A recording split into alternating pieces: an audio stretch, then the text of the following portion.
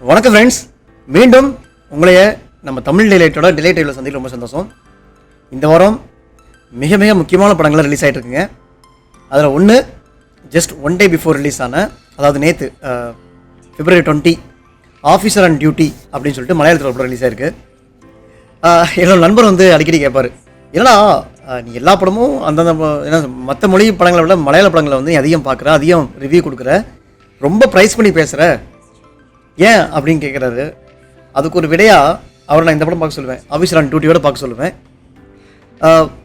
அதாவது நான் எதுக்கு இது சொல்கிறேன்னா, ஒரு ஒரு ஒரு படத்தோட ஹீரோ எப்படி இருக்கணுங்கிறத டோட்டல் டெம்ப்ளேட்டே வந்து இந்த மலையாள சினிமாக்காரன் வந்து அசால்ட்டாக உடச்சிட்டு போயிட்டே இருப்பாங்க அவன் பாட்டுக்கு. ஸோ நிறைய படங்கள் அதுக்கு உதாரணம் இருக்குது.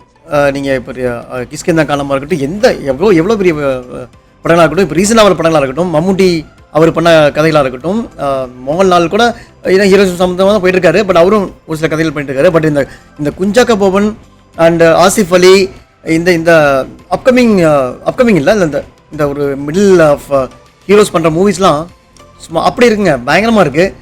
ஒரு ஹீரோக்கு உண்டான இலக்கணம் அப்படின்னு இருப்பாங்கல்ல, ஒரு ஹீரோனா இப்படி தானே இருக்கணும் அப்படிங்கிற இலக்கணத்தை உடச்சிட்டு அசால்ட்டாக அந்த டெம்ப்ளேட்டே டோட்டலாக உடச்சிடுறாங்க. இதில் பார்த்தீங்கன்னா இந்த படத்தோட கதையும் சொல்லப்போனால் வந்து ஒரு ஹீரோ வந்து அவரோட ஒரு போலீஸ்னால் ரொம்ப ஆக்ரோஷமான ஒரு போலீஸ், எப்பயுமே வந்து உருன்னு இருக்க மாதிரி ஒரு டைப்பு. ஸோ இந்த மாதிரி கதை காலத்தில் வந்து எப்படி அவங்க வந்து ஈஸியாக செட்டில் ஆகிறாங்கன்னு தெரியல. பட் நாம் நினைக்கலாம் இது வந்து செயற்கையாக நினைக்கிறாங்க அப்படின்னு நினைக்கலாம். இனிஷியலாக படம் ஸ்டார்ட் பண்ண ஒரு 10 to 15 minutes வரைக்கும் நானும் அப்படி தான் நினச்சேன். கொஞ்சம் எனக்கு நம்ம இந்த ரோலில் செட் ஆகலையோ அப்படி தான் நினச்சேன். பட் ஆனால் ஒரு சீனில் ஒரு சுச்சுவேஷனில் வந்து ஆஸ் அ போலீஸாக அவர் வந்து ஒரு சூசைட் பிளேஸ் போகிறாரு. அங்கே வந்து ஒரு பொண்ணு வந்து ஹேங்கிங்கில் இருக்கும்.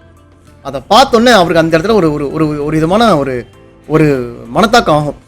லைக் அவருக்கு ஒரு ஹார்ட் அட்டாக் இல்லை, லைக் அவர் அப்படியே அவர் பாடியை ஃபுல்லாக ஷேக் ஆகிற மாதிரி ஒரு விஷயம் இருக்கும். அது ஏன் அப்படி ஆகுதுன்னு பார்த்தீங்கன்னா, எஸ் அப்படியே ஒரு ஃப்ளாஷ்பேக் போகுது. ஃப்ளாஷ் டவுனில் போனால் அங்கே அவரோட பொண்ணு காலேஜ் வயசில் இருக்க ஒரு பொண்ணு, அவங்களும் இதே மாதிரி தான் வந்து ஹேங்கிங்கில் ஆயிடுறாங்க, ஹேங்கிங் ஆகி செத்து போயிடுறாங்க. ஸோ அதோட மனத்தாக்கம் இங்கே வந்து ரிஃப்ளெக்ட் ஆகுதுங்கிற மாதிரி அந்த சீன்ஸ் காட்டியிருப்பாங்க. என்டையர் மூவியுமே அந்த அந்த அந்த ஒரு ப்ரெசன்ஸை வந்து ஃபுல்லாக கேரி பண்ணிப்பார் அவர். அந்த என்ன சொல்கிறது, படத்தில் சிரிக்கிறது அந்த மாதிரிலாம் விஷயமே எதுவுமே கிடையாது. ரொம்ப ரக்டாக அப்படியே ஒரு விதமான சைக்கலாஜிக்கல் இது அஃபெக்ட்லேயே இருப்பார் அந்த ஹீரோ. இதில் பிரியாமணி கூட நினச்சிருப்பாங்க. ஸோ படத்தோட கான்செப்ட் பார்த்தீங்கன்னா ஒன்றும் இல்லை, ட்ரக் இருக்குல்ல. ஸோ ட்ரக்னால பெண்கள் வந்து ட்ரக் அடிக்ட் ஆகி அவங்கள வந்து ரேப் பண்ணி வீடியோ எடுத்து அவங்களோட ஃபேமிலியை பழி வாங்குறது தான் வந்து கதையை வச்சுங்க. ஃபார் எக்ஸாம்பிள் இது வந்து நான் ஜஸ்ட் ஒரு லேயராக சொல்கிறேன் உங்களுக்கு. பட் ஆனால் இதை நான் இவ்வளோ ஈஸியாக சொல்லிட்டேன். இந்த படம் பார்க்குறப்ப உங்களுக்கு வந்து அவங்க வந்து எல்லாரையுமே வந்து டார்கெட் பண்ணல, அவங்கள யார் டார்கெட் பண்ணாங்களோ. ஃபார் எக்ஸாம்பிள் நீங்கள் படம் பார்க்குறப்ப உங்களுக்கு புரியும் எதனால் வந்து இந்த பர்சன்ஸோட பொண்ணுங்களை மட்டும் டார்கெட் பண்ணுறாங்க அப்படிங்கிற மாதிரி. நீங்கள் ஸ்டார்டிங்கில் பார்க்குறப்ப உங்களுக்கு ஒன்றுமே புரியாது. ஓகே, அது நம்ம நினச்சிப்போம், ஓகே இந்த மாதிரி ஒரு இவங்க இருக்காங்க, ஸோ ஒரு கேங் இருக்குது, அந்த கேங் வந்து எல்லாத்தையும் ரேப் பண்ணுறாங்க, எல்லாத்தையும் வந்து இது வீடியோ எடுக்கிறாங்கன்னு சொல்லிட்டு. பட் நீங்கள் அந்த ஒரு படமாக பார்க்குறப்ப, அந்த படத்துக்குள்ளே போய் பார்க்குறப்ப தான் உங்களுக்கு தெரியும். மீன்ஸ் அந்த ஃபஸ்ட் ஹாஃப் செகண்ட் ஹாஃப்லாம் வரப்போ தான் தெரியும் உங்களுக்கு வந்து, இதனால தான் இருக்குன்னு சொல்லிட்டு ஒவ்வொரு லூப் ஹோல்ஸ், அந்த ஒரு ஸ்க்ரீன் பிளே, அந்த ஒரு ரைட்டிங் இது உண்மையிலமைங்க பயங்கரமாக பண்ணியிருக்காங்க.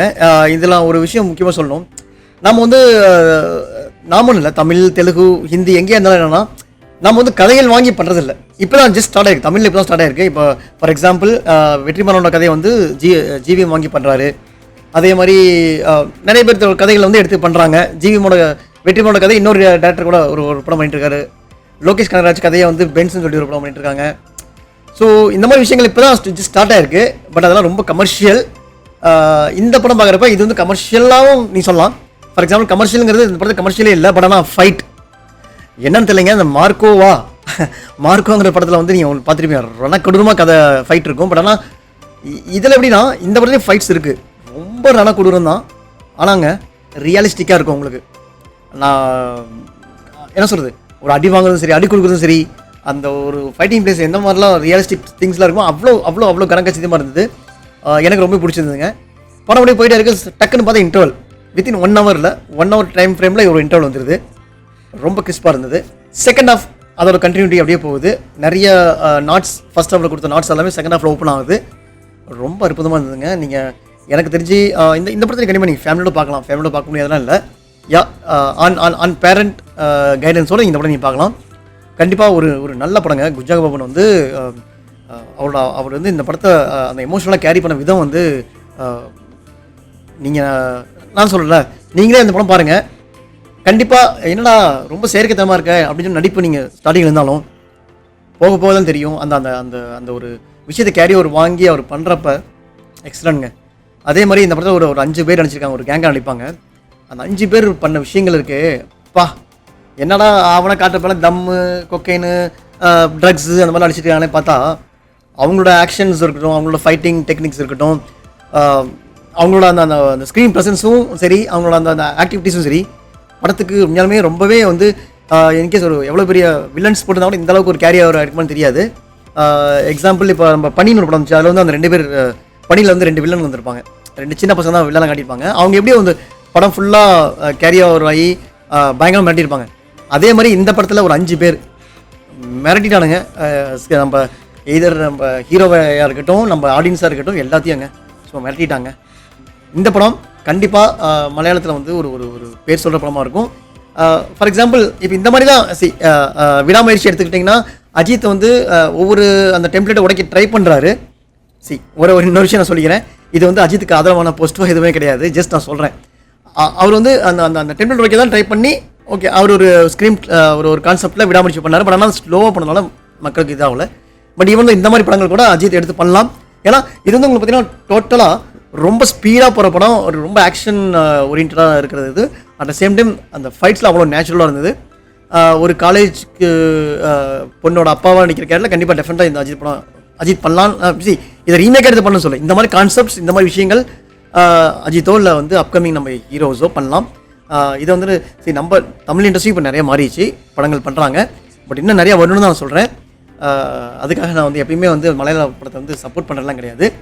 இந்த படங்க ரொம்ப சூப்பராக இருக்குது. எப்படி வந்து இப்போ ரீசெண்டாக ஆசிஃப் அலிக்கு வந்து ரேகா சித்திரம்னு ஒரு படம் வந்து ஒரு பிளாஸ்ட் ஆச்சோ, அதே மாதிரி இப்போ குஞ்சாக பாபனுக்கு இந்த படங்க சூப்பராக இருக்குங்க.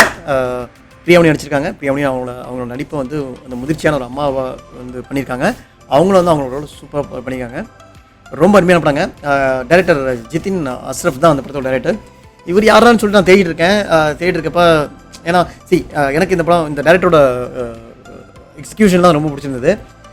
யாருன்னு சரி உள்ளே போய் பார்த்தோம்னா அவரோட ப்ரொஃபைலில் பார்த்தோம்னா இவர் வந்து ஆக்ஷன் ஹீரோ பிஜிக்கு வந்து செகண்ட் யூனிட் டைரக்டராக இருந்திருக்காரு. அந்த பிருத்திவிராஜ் பரம்னு சொல்லிட்டு ஒரு படம், அதுக்கு செகண்ட் யூனிட் டைரக்டராக இருந்திருக்காரு. அண்டு இந்த படம் தான் வந்து அவர் ஐ திங்க் டைரக்டராக பண்ணியிருக்காரு.